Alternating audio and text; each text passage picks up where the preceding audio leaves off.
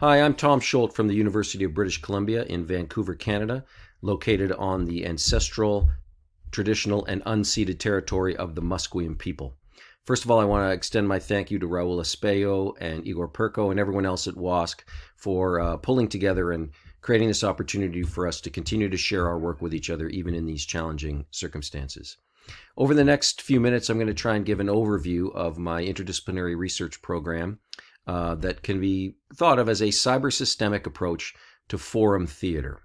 So forum theater is an interactive form of theater in which stakeholders create a play. So not professional actors, but stakeholders create a play that represents a complex situation with which those stakeholders are struggling.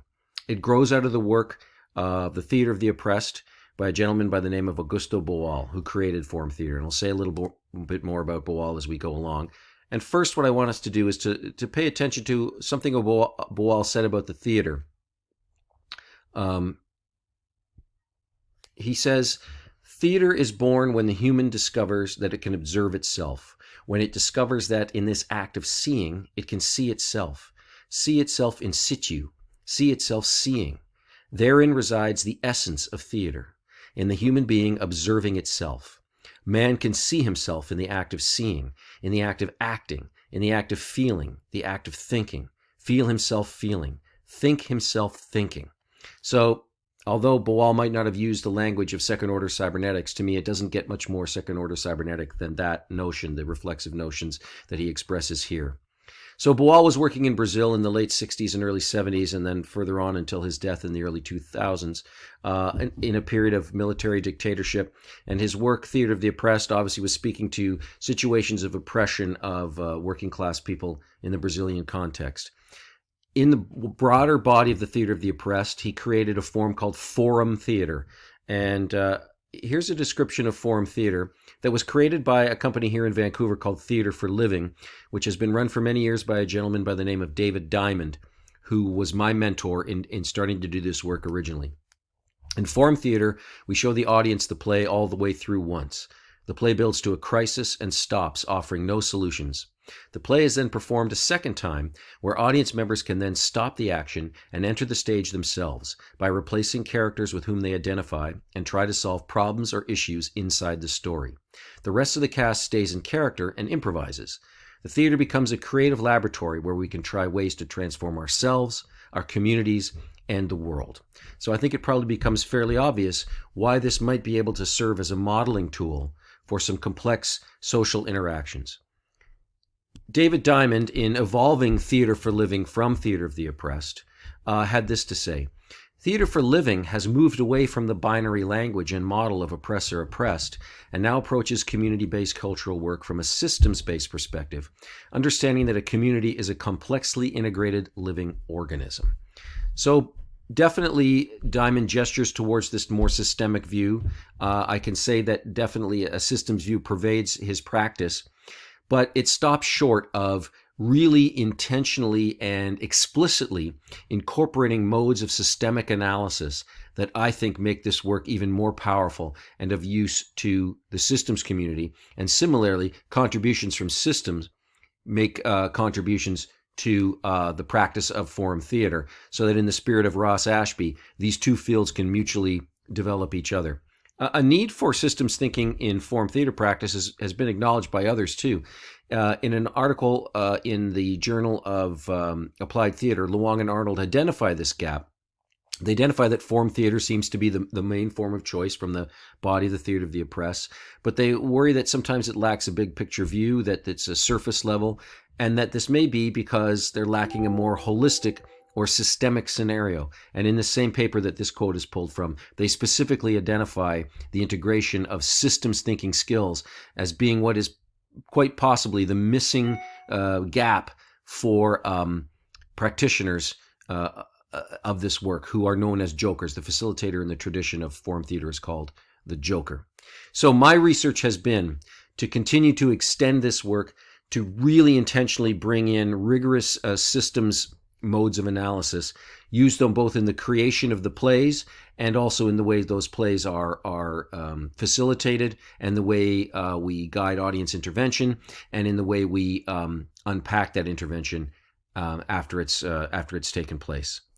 So I've done this in the context of a program called Conflict Theater at UBC, which is a joint initiative of our Human Resources and my own Department of Theater and Film, where we use these methods to explore workplace conflict at UBC in the way it manifests across the university in various different units. The foundations of what I'm calling systems theater, which is what I'm developing inside under the auspices of conflict theater, are the following. So in Theater for Living, Diamond developed a method called the power play, which is a very economical way of taking stakeholders through a workshop process through which they create a play about the complexities of the situation they're facing. It's really important that there's requisite variety inside the ensemble that devises this play. It can't all be people in one position. If you're going to tackle something on a systemic level, you need stakeholders from various different positions, often with competing views. But then the act of workshopping together can be a very powerful process along the way. At the organizational level of analysis, we try and use system dynamics. And by that, I mean more of a Donello Meadows kind of version of system dynamics, in that we don't employ the kind of rigorous mathematics of Jay Forrester and people that have continued to develop maybe some of Forrester's work. But we do very much talk about system archetypes. And in the creation of plays and in the exploration of the plays we make, we do use causal loop diagrams and other modes of system mapping as part of our dramaturgical process. So it really becomes a kind of systemic dramaturgy. The thing that I'm really keen to introduce, particularly to this community of WOSC, because I think it's perhaps less well known, when we look at conflict on the individual level of individuals inside these social settings, organizational settings, perceptual control theory. Perceptual control theory is a cybernetic theory of behavior developed by William T. Powers, and it is quintessentially cybernetic in that it focuses upon the notion of preferred variables with preferred states, and that behavior is the control of perception. We're not controlling our movements. We're not controlling for those things. Those things are what we do when the preferred state of a variable in our environment is knocked out of the zone which is acceptable for us, and then we move into action to try and compensate in a classic cybernetic way through a closed loop and bring that variable back in alignment with the desired state. In perceptual control theory, and I'll show a diagram of this in a moment, there are 11 layers of perceptual control, all the way up from the highest level of what are called system concepts. So my concept of myself as a good professor, my concept of myself as a good parent, etc., and how those set the reference values for all of my actions further down in a hierarchy, down to the basic level of muscular control, coordinating muscle action, and each one is nested inside the other in a complex system. And then we try and employ critical systems heuristics as developed by Werner Ulrich and many others, Gerald Midgley, others who have done really important work on boundary critique. Not just of the system of interest, but of the plays themselves, because the play itself is a model. And systems, from a constructivist perspective, where I come, are not, they don't exist independent of the observer, perfectly placed for us to examine, but we bound them. And when we create a play about a system, we bound that system. So we need to be able to ask, are there stakeholders in our ensemble that's creating the play that need to be there, that aren't there yet? Are there issues we're leaving off stage that need to be on stage if we're going to lead a community of stakeholders through a way to rehearse interventions into the system and to understand its complexity and its structure? I just want us to take a quick glance at a diagram of the perceptual control hierarchy. I'm borrowing this from a paper by Fred Nichols, just to show you quickly the different levels and the different categories. So up at the top, we have the system level concepts, as I mentioned, lifestyle, and then So in this case, that leads to the principle of always have a fresh cup of coffee first thing in the morning. Well, in order to do that, you need to brew a fresh pot of coffee. And then we have the level 8 sequences. You have to empty the pot, fresh water and grounds are added, pot turned on, all the different steps, all the way down to level 1, which is intensity, the amount or quantity of sensory stimulation. So literally the muscle tension needed to hold coffee pot under the faucet.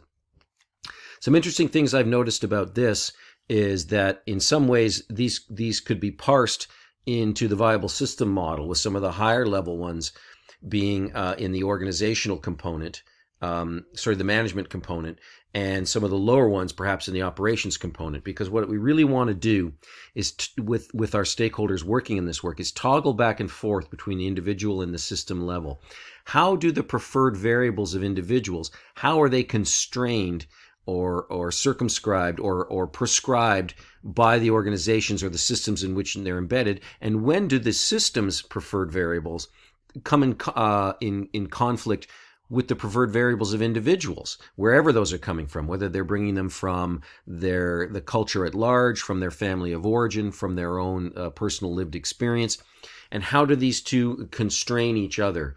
What the organization, what the social system demands, and what individuals demand in terms of keeping those different variables. Because the parsimonious definition of conflict that comes out of this is when two different control systems are trying to control the same variable, and whether that's between two different people, a boss and an employee arguing about salary, whether it's within an individual who wants to speak out but is afraid they're going to be disliked, and all the different ways that the system level variables and the individual level variables constrain and can conflict with each other. To close the short time I have here, I just want to take a quick look at the archetypal sort of systems iceberg that crops up in different places across the system literature. So, of course, we know that what sticks out of the waterline are the events, the things that people react to on a day-to-day basis. So, in the case of one of our plays, that's what you see. The play will depict certain events. Those events exist inside patterns and trends. So, as part of the workshop process that stakeholders participating in this go through, the identification of those recurring patterns and trends are a lot of what the workshop process really is all about. And then we help unpack, through using systemic tools, diagramming, etc., what are the underlying structures, the design, what has influenced the patterns, what are the relationships between the parts, and we need to make sure that those end up depicted on the stage. But then, of course, at the bottom of all of that are the mental models. What are the assumptions and values that people hold about the system? What beliefs keep the system in place? So by the time we reach that level, we're creating the individual characters that are going to be seen in the play. What are the mental models they hold? How are those mental models constrained by mental models around the functioning of the organization or the system? So that the play really will give us events sticking out of the iceberg, but will carry all of this underneath it to be perturbed in different ways by audience members when they intervene, replace a character, try a different approach to the conflict, and then to be unpacked through the analysis that we do, facilitated by the Joker, using these systemic tools to try and understand the various dynamics of the conflict and the systemic disruptions that are going on. So in doing a workshop, so the plays themselves are hopefully really powerful and useful exercises in systems thinking for the audience members, some of whom will intervene in the play and some of them who will just watch and go on their own individual learning journeys while they observe the play. But even more so for the members of the ensemble who create a play, because we get stakeholders from different parts of an issue and different places of an issue coming together and working through, guided ultimately by this system, Iceberg, and other heuristics that we use to talk about the structure of some of the conflicts that they're coming into. So we've been collecting a lot of empirical data on the efficacy of these methods. What are the long-term learning impacts on those who participate in workshops that create plays? We've got some good data on that and published a paper in Kybernetes.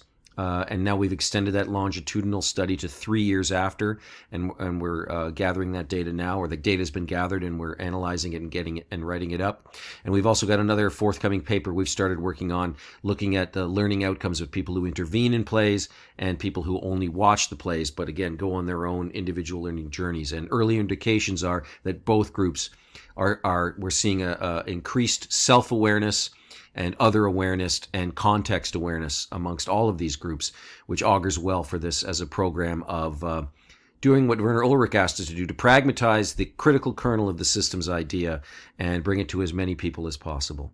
That's all the time I have right now. I look forward to hopefully answering some questions and also getting to learn so much more about the work of so many of the great people affiliated with WOSC and participating in this online symposium. Thanks again for this opportunity.